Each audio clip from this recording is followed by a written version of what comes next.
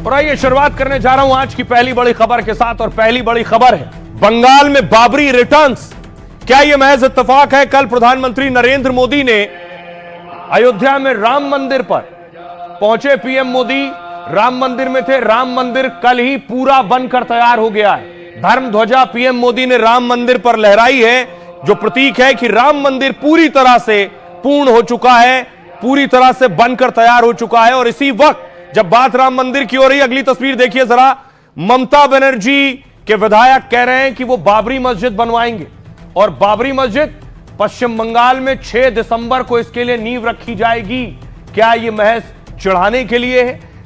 क्योंकि बाबरी मस्जिद बनाए जाने के पोस्टर लग गए। तस्वीर आप देख रहे हैं, ये पोस्टर पश्चिम बंगाल में लगे हुए हैं कि 6 दिसंबर को बाबरी मस्जिद की नींव रखी जाएगी। गली गली चौराहे सड़कों पर देखिए, पानी की टंकी पर भी ये पोस्टर लगा है, बाबरी मस्जिद बनी हुई है। ये ममता के विधायक हैं जो बाबरी मस्जिद बनवाने पर अड़े हुए हैं। तो देखिए, ममता के विधायक बाबरी की बात कर रहे हैं और ममता के विधायक के खिलाफ हिंदू महासभा ने कब्र खोदनी शुरू कर दी है कि जो विधायक बाबरी मस्जिद बनवाएगा उसको इसी कब्र में दफनाएंगे। कब्र की तस्वीर चलाइए जरा, कब्र की तस्वीर चलाइए जिसमें हिंदू महासभा कब्र खोद रही है।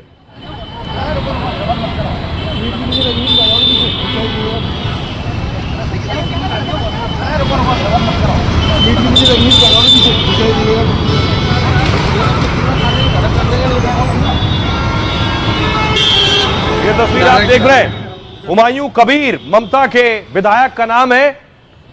हिंदू महासभा ने देखिए कब्र खोदी है फावड़े से, और न सिर्फ कब्र खोदी है बल्कि कफन साथ लाए थे, कफन भी बिछा दिया है कि जो बाबरी बनाएगा उसे यहीं दफनाया जाएगा।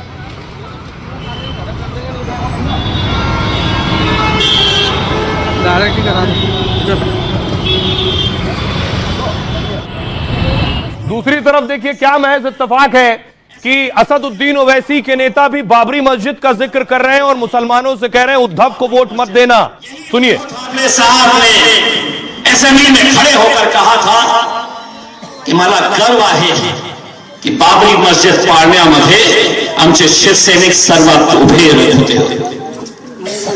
बाबरी मस्जिद को शहीद करने के अंदर मेरा शिवसैनिक था और इसलिए मुझे अभिमान है इस चीज का। अगर कोई मुसलमान आज उनके साथ कंधे से कंधा लगाकर खड़े रह रहा है, रहो, आपको ये इख्तियार है, कहीं पर भी जा सकते हैं, कहीं पर भी लड़ सकते हैं, लेकिन वो मुसलमान उम्मीदवारों से मैं पूछ सकता हूं, बाबरी मस्जिद शहीद सिर्फ वो उद्धव ठाकरे और उनकी शिवसेना ने नहीं की। अगर तुम उनके साथ कांधे से कांधा लगाकर खड़े हैं तो उस जुर्म में तुम भी शामिल होने वाले हैं और अल्लाह तुमसे भी पूछने वाला है कि जिसने उस मस्जिद को हमारी शहीद किया था तुम उनके साथ खड़े हुए थे। 2 तारीख के दिन तो आपको क्या करना है मालूम है, जाना है पोलिंग बूथ के अंदर, ढूंढना है बटन कहां पे है, और बस खटा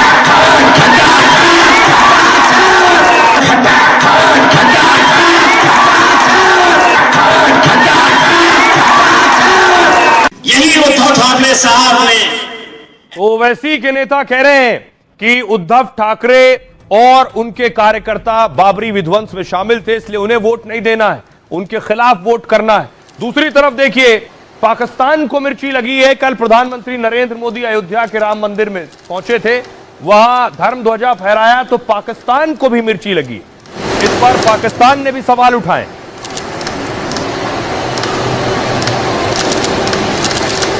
बाबरी मस्जिद का शिलान्यास होगी 6 दिसंबर। बाबर का कोई भी औलाद बाबरी मंदिर भारत में नहीं बनाएगा, भारत में भगवान राम का मंदिर ही बनेगा। एक बार जहाँ मस्जिद थी है ये इमारत भी ध्वस्त हो जाएगी और बंगाल की सरकार ममता दीदी की ये भी ध्वस्त हो जाएगी। बंगाल की सरकार हिंदू विरोधी सरकार। ममता के विधायक के नाम में हुमायूं भी है और कबीर भी, लेकिन काम सिर्फ हुमायूं वाला ही याद रहा। कहते हैं हुमायूं के अब्बा हुजूर यानी बाबर के नाम पर जो मस्जिद बनी थी उसे फिर से बनवाएंगे। शिलान्यास की तारीख और मेहमानों की फहरिस्त सब कुछ तैयार कर रखा है। वो मुसलमान का आवेग है, इमोशनल है, जो उनका मस्जिद जो बाबर में बना के गया उनको तोड़ दिया। 2025 साल का 6 दिसंबर एक बाबरी मस्जिद का बनाने के लिए भित्ति स्थापन होगी। बाबरी मस्जिद की याद उन्हें तब आई जब अयोध्या में राम मंदिर के शिखर पर ध्वजारोहण हुआ। मौका मिलते ही उन्होंने दांव लगाया, क्योंकि पश्चिम बंगाल में चुनाव है। हुमायूं कबीर मुस्लिम बहुल इलाके से लड़ते हैं, तो शायद उन्हें यह लगा कि बाबरी मस्जिद के निर्माण की बात से उनकी जीत फिर से तय हो जाएगी। दूसरी ओर उनकी तैयारी से हिंदू महासभा आग बबूली हो गई है। आगरा में हुमायूं कबीर के लिए कब्र तक खोद दी गई है। अब देखिए जरा कौन है ये जो बाबरी मस्जिद की को बनवाने की बात कर रहे हैं। ममता के विधायक हैं हुमायूं कबीर। मुर्शिदाबाद में बाबरी मस्जिद शिलान्यास के पोस्टर लग गए इस तरह के। लिखा है 6 दिसंबर को बेलडांगा में शिलान्यास समारोह होगा। पोस्टरों में टीएमसी विधायक हुमायूं कबीर को आयोजक बताया गया है। एमएलए ने खुद कहा है कि 6 दिसंबर को बाबरी मस्जिद की वो नींव रखेंगे। 3 साल में पूरा होगा कार्यक्रम में कई मुस्लिम नेता भी शामिल होंगे। हुमायूं कबीर बंगाल में डेबरा से ममता की पार्टी के एमएलए हैं। 2021 से 2022 तक ममता बनर्जी कैबिनेट में मंत्री रहे हैं। हुमायूं कबीर आईपीएस रहे हैं। कई पदों पर रहने के बाद वीआरएस लिया इन्होंने। पहले भी विवादों में रहे और बयानबाजी के लिए पार्टी ने इन्हें नोटिस भी दिया। बंगाल के राज्यपाल ने ममता के एमएलए के बयान पर आपत्ति जताई। हुमायूं कबीर की पार्टी टीएमसी ने उनके बयान को निजी बताया है। अयोध्या में विवादित ढांचा 6 दिसंबर 1992 को ही ध्वस्त किया गया था। हुमायूं कह रहे हैं अब वो 6 दिसंबर को ही नींव रखेंगे। टीएमसी विधायक का कहना है कि इसी मौके पर यह आयोजन होगा। टीएमसी विधायक का बयान तब आया जब राम मंदिर में ध्वजारोहण हो रहा था। मंगलवार को पीएम मोदी ने राम मंदिर के शिखर पर धर्म ध्वज फहराया। जनवरी 2024 को राम मंदिर में रामलला की प्राण प्रतिष्ठा हुई। 2019 में सुप्रीम कोर्ट ने विवादित जमीन को रामलला की जन्मभूमि बताया था। कोर्ट ने मुस्लिमों को बाबरी ढांचे के लिए 5 एकड़ जमीन का आदेश दिया था और इसके बाद करीब 25 किलोमीटर दूर मुस्लिम पक्ष को 5 एकड़ जमीन दी गई थी। 6 साल बाद भी प्रस्तावित मस्जिद का अब तक निर्माण शुरू नहीं हुआ है। सुनिए जरा क्या कुछ कह रहे हैं हुमायूं जो बाबरी मस्जिद बनाने की बात कर रहे हैं और हिंदू महासभा की नेत्री क्या कह रहे हैं। बाबरी मस्जिद का शिलान्यास होगी 6 दिसंबर। स्टेट का मेरा नेता सब लोग को संहति दिवस भी उद्यापन होगी। मैं वहाँ का बेलडंगा में एक बाबरी मस्जिद 3 साल के लिए काम चलेगी, इसीलिए उनका भित्ति स्थापन होगी। तो वो 6 दिसंबर की नींव भरवाने की बात कर रहे हैं कि मैं 6 दिसंबर को नींव भरवाएंगे बाबरी मस्जिद की। तू नींव खुदवा, उसके बाद में तुझे भरवाने का तो मौका ही नहीं मिलेगा और तू नींव भरवाएगा। 6 दिसंबर को मैंने तेरे के लिए कबर तैयार कर रखी है। जो भी इसका गला काट के लेके आएगा तो उसको 1 करोड़ रुपए दिया जाएगा। उसके साथ साथ में मैं अपने सोने के कंगन भी चार दूंगी। जो इसे आगरा में मैंने कबर खुदवा दी, जो 7 दिसंबर को इसको लेके आ जाएगा उसी को मैं सोने के कंगन भी दूंगी, क्योंकि मैंने कबर तैयार कर रखी है इसके लिए।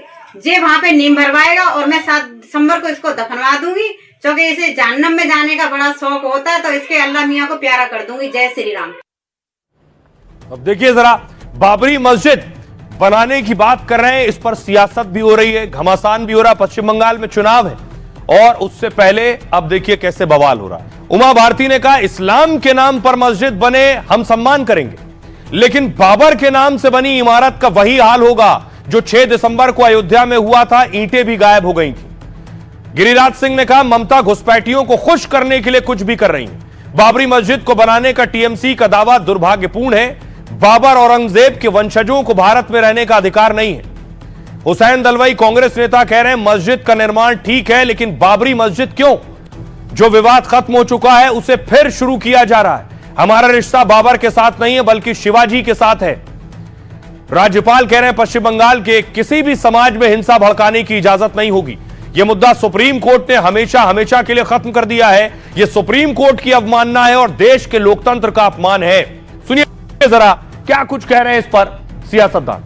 मुझे तो लगता है अगर ममता बनर्जी ने समझदारी दिखाई तो शुरुआत ही नहीं हो पाएगी, क्योंकि यह ममता बनर्जी की इस बात का वारंट इशू हो गया है कि अब इनकी सरकार बहुत बुरी तरह से ध्वस्त होगी। के विधायकों ने जो चैलेंज किया है बाबरी मस्जिद बनाएंगे, ये देश के लिए दुर्भाग्य है। अगर जो अपने को बाबर का औलाद कहेगा, औरंगजेब का औलाद कहेगा, उसे भारत में रहने का कोई अधिकार नहीं। और अगर हमारी सरकार बंगाल में बनेगी, ऐसे अधूरे मस्जिद अधूरे ही रह जाए। ये मस्जिद और मंदिर पर राजनीति बहुत हो गई और जो लोग ये सब करते हैं, ये सबको पता है कि ये किस लिए किया जाता है। ये देश की खूबसूरती है। हिंदू, मुस्लिम, सिख, ईसाई हम सब हैं भाई भाई। इस देश के अंदर अब कोई भी भविष्य में कोई भी ऐसे बाबरी और बाबर के नाम पर किसी प्रकार का कोई मंदिर नहीं बनेगा। बाबरी मस्जिद 6 दिसंबर हमारे लिए तो काला दिन था, जिसने हमारी बाबरी मस्जिद को धोखे से शहीद कर दिया। Black day in the democracy of the country हम उसको बोलते हैं। और मेरा आज भी ये मानना है और हमेशा मानना रहेगा कि एक बार जहाँ मस्जिद थी है रहेगी। बाबर ऐसा बाबर हो के गया राजा। मेरा और बाबर का क्या संबंध है? मेरा अगर संबंध है किससे है तो शिवाजी महाराज से, क्योंकि मेरे पुरखों को उन्होंने बड़ा सम्मान दिया। बाबर ने कहा दिया हमें सम्मान। बाबरी को दुनिया, भारत भूल चुका है। कहीं ना कहीं दोबारा से बाबर को जिंदा करके देश के माहौल को खराब करने की कोई साजिश है, जो कि बिल्कुल बगल में है बांग्लादेश। तो कहीं ना कहीं ये मुझे बांग्लादेश की बू आ रही है, जांच का विषय है। बाबरी मस्जिद के नाम से जो अयोध्या में थी उसका खात्मा हो गया। अब नए सिरे से तृणमूल कांग्रेस के नेता उसको जिंदा करना चाहते हैं, उस नाम से मुर्शिदाबाद में बनाना चाहते हैं। तो उनको किसने रोका है? बनाएं, खूब बनाएं। अब देखिए जरा, ममता के जो विधायक हैं, ये तस्वीर देख रहे हैं, इनका नाम है हुमायूं। और बड़ा दिलचस्प है, हुमायूं चाहते हैं बाबर वाली बाबरी बनाना, और बाबर की औलाद का नाम भी हुमायूं था। लेकिन हुमायूं क्रूरता का दूसरा नाम भी था, बाबर। बाबर मध्य एशिया का राजकुमार था। भारत पर कई बार आक्रमण किए उसने। पिता की ओर से वो तैमूर और माता की ओर से चंगेज खां का वंशज था। उसने 1526 में इब्राहिम लोदी को हराया, मुगल साम्राज्य की नींव रखी। बाबर ने अपनी आत्मकथा तुजू के बाबरी में अपने क्रूरता के कई किस्से लिखे हैं। अपने पहले आक्रमण में बाजौर के 3000 से भी ज्यादा लोगों की हत्या की। कहते हैं युद्ध में उसने लोगों के सिर काटकर खोपड़ियों के टावर बनवा दिए थे। पानीपत के युद्ध में बाबर ने हजारों लोगों की हत्या की, जमकर लूटपाट किया। उसके रास्ते में बूढ़े, बच्चे, औरतें, जो कोई आया उन्हें वो काटता रहा। और वो हर हाल में अपने साथ ज्यादा से ज्यादा धन लूट कर ले जाना चाहता था। उसने पुरुषों को बंदी बनाया और महिलाओं को अपने सैनिकों को सौंप दिया था। बाबर ने मुसलमानों की हमदर्दी पाने के लिए कई हिंदू मंदिरों को नष्ट किया। उस दौर में बाबर के आदेश से मीर बाकी ने राम जन्मभूमि मंदिर को नष्ट कर मस्जिद बनवाई। राम मंदिर तोड़ते वक्त 10,000 से ज्यादा हिंदू उसकी रक्षा में शहीद हुए। उसके एक अधिकारी ने संभल में मंदिर गिराकर मस्जिद का निर्माण भी करवाया। सुनिए जरा, हमने लोगों से पूछा, आज के दौर में कोई शख्स, कोई नेता, कोई प्रतिनिधि बाबर जो क्रूरता का प्रतीक है उसकी मस्जिद बनवाना चाहता है, लोग क्या कह रहे हैं? बाबरी मस्जिद नाम दे रहा है, नाम से क्या जाएगा आएगा।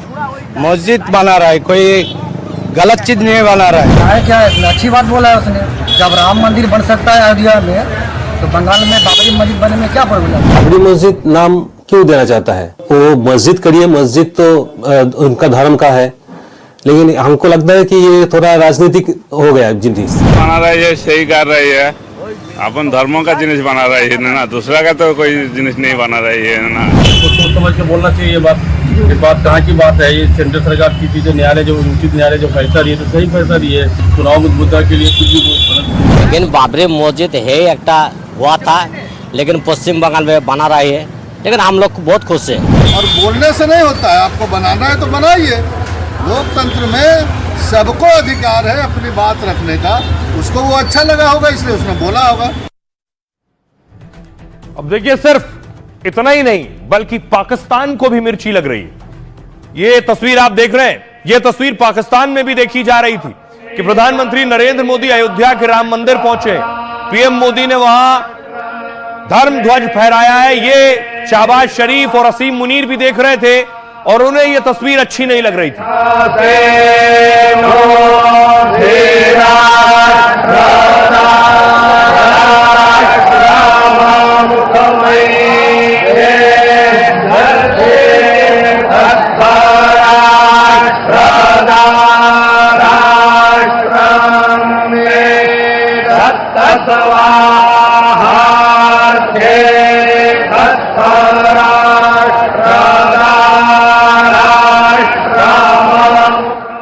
देखिए जरा इस पर पाकिस्तान क्या कह रहा है जब उसने तस्वीर देखी। राम मंदिर पर ध्वज फहराए जाने पर पाक ने बयान जारी किया। ध्वजारोहण को अल्पसंख्यकों के लिए चिंताजनक संकेत बताया। पाक ने आरोप लगाया कि मुस्लिमों को निशाना बनाया जा रहा है। पाक के विदेश मंत्रालय की ओर से संयुक्त राष्ट्र से अपील की गई। बयान में राम मंदिर पर सुप्रीम कोर्ट के फैसले पर सवाल खड़े किए गए। पाक ने कहा भारत में मुस्लिमों के अधिकारों की रक्षा की जाए। बयान में मुस्लिमों की धार्मिक स्वतंत्रता के उल्लंघन का आरोप लगाया। पाकिस्तान ने दूसरी मस्जिदों के भी खतरे में होने के आरोप लगाए। साथ ही वैश्विक संस्थाओं से भी अपील की है कि वो इस मुद्दे पर ध्यान दें। भारत ने पाकिस्तान की टिप्पणी पर सख्त नाराजगी जाहिर की और पाकिस्तान को अपने मानवाधिकार रिकॉर्ड पर ध्यान देने की सलाह दी है। विदेश मंत्रालय ने कहा हम उनकी टिप्पणी को अस्वीकार करते हैं। पाकिस्तान के पास दूसरों को उपदेश देने का कोई नैतिक अधिकार नहीं है। वो अपने देश में अल्पसंख्यकों की जो हालत है उस पर बात करें। सुनिए जरा क्या कह रहे हैं विदेश मंत्रालय के प्रवक्ता। हमने रिपोर्ट किए गए बयानों को देखा है और उन्हें उसी अवमानना साथ खारिज करते हैं जिसके वो हकदार हैं। एक ऐसे देश के तौर पर जिसका अपने अल्पसंख्यकों के दमन, कट्टरता और व्यवस्थित बुरे बर्ताव का गहरा दागदार रिकॉर्ड है, पाकिस्तान के पास दूसरे को लेक्चर देना यानी उपदेश देना का कोई नैतिक अधिकार नहीं है। खोखले उपदेश देने के बजाय या पाखंडी उपदेश देने के बजाय पाकिस्तान के लिए बेहतर हुआ कि वो अपने अंदर झांके और अपनी जो उनके मानवाधिकार का जो रिकॉर्ड है, खराब रिकॉर्ड है, उस पर ध्यान दे।